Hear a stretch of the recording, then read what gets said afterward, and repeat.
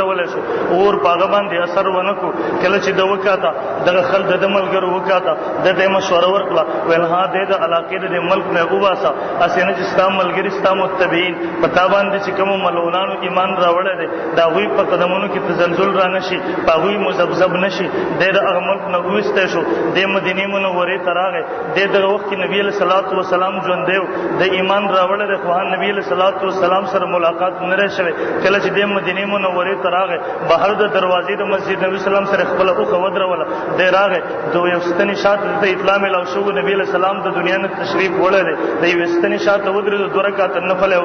عمر فاروق رضی الله تعالی عنہ د چکل د ناشنا مل مو کتو د خوا تراغه تبوس ته کوي ورته وی د کمزین راغله د ورته سره یمن نه راغله دنه تبوس کوي ورته وی په یمن کې یو خبيث پیدا شوی دی یمن کې یو کذاب پیدا شوی دی چې هغه د نبوت دعوه کړی دا هغه زمونږ یو ملګری هغه ابو مسلم خولانی هغه ورته ورغورځول اور پاغه باندې اثر نو کړي ول پته نه لګی راغی نه پس د ابو مسلم خولانی سره هغه سو کړه د ورته ها هغه داغه نوم داو خبره ګول مو خپل ځان ښکارنه کو عمر فاروق رضی الله تعالی عنہ خپل فراست سره د په ځاندو ورته کله چې دغه سی وکاته ورته ول ته خپلان کې د ورته اقرار وکول ها هاذا اغیما عمر فاروق رضی الله تعالی رمخ کې شو د په دې تندې باندې خپل کو بیرزان سره پاسو وګتلو عمر فاروق د ابوبکر صدیق رضی الله تعالی عنہ خواته یو طرف ته ابوبکر صدیق رضی الله تعالی عنہ ناشته بل طرف ته عمر فاروق رضی الله تعالی عنہ ناشته په مینس کې ابو مسلم خولانی رحم الله کینو عمر فاروق رضی الله تعالی عنہ فرمایل ول شکر دې الله رب العزت د مرګ نه مخکې مات هغه سړی را اخرو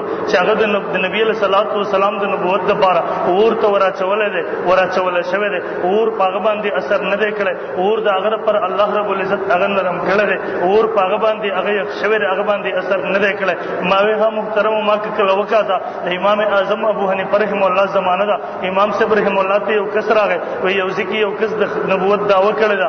یو چاته ته بوسو کو ستاسو په دې باندې دلیل سره امام اعظم ابو حنیفه رحم الله او فرمایل ول ها څنګه چې مدعی نبوت دغه دعوه چې د نبوت کړه د کافر دی دغه سره دغه دلیل مطالبه کوون کې دیم کافر دی ول ها نبی صلی الله علیه وسلم فرمای انا خاتم النبیین لا نبی بعدی نبی علیہ السلام فرمای ز اخری نبی ما یو بل انسان داغه نرو د نبی علیہ السلام نرسته د نبوت دعوه کوي ډیر هغه نه د معجزې طلب کوي ګویا کې د نبی علیہ الصلوۃ والسلام په ختم نبوت پاکیده باندې د ایمان نه لري د دیو جن دغه انسان کافر شو ماوي ها پرستنو خلقو کې ما وکاته علماء دیوبندو ماوي ها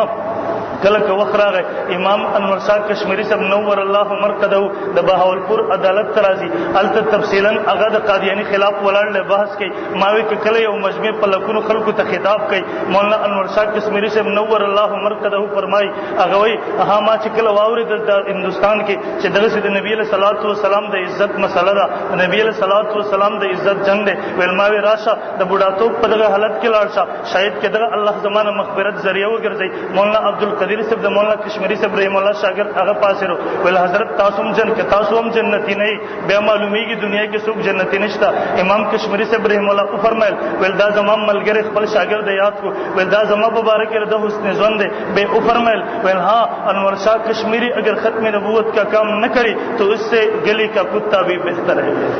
ماوی مولانا انور شاه ماوی داغي نرست کدور راغه ماوی ها زمون شیخ امام اهل سنت شیخ سربراز خان صفدر سے منور الله مرقده گجرانواله کې یو جلوس قیادت کوي امام اهل سنت رحم الله ته حکم امام اهل سنت ته اطلاع ملاو شو ول حضرت مخ کې مرাজি شوټ اډر شوره څوک چې لیکن مخ کې راواو کړو هغه ولې هغه شوټ کوي امام اهل سنت رحم الله فرمایل درش په تکال عمر کې دغه وخت کې قران راواغستو پترخ کې ونیو دنیا په دغه وخت کې نظاره کوي امام اهل سنت رحم الله پترخ قران کې تر قران مجید پترخ کې ور سره مخ کې روان دي دنیا مشاهده کوي امام اهل سنت رحم الله فرمایل و ما خپل درش په تمستون درش په تکال مستون عمر پوره کړل کلمه شهادت ویلا په هغه لیکنه مخ کې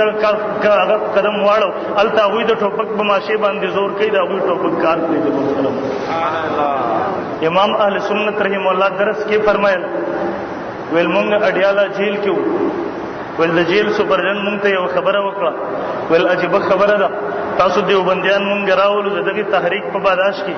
مونږ تاسو دلته باستر جوړم کو تاسو بدن بربند کو دلته بجلی شاټونه کرنټونه تاسو تدر کو ول تاسو دیوبندیانو په جواب باندې دغه یو आवाज دغه یو خبره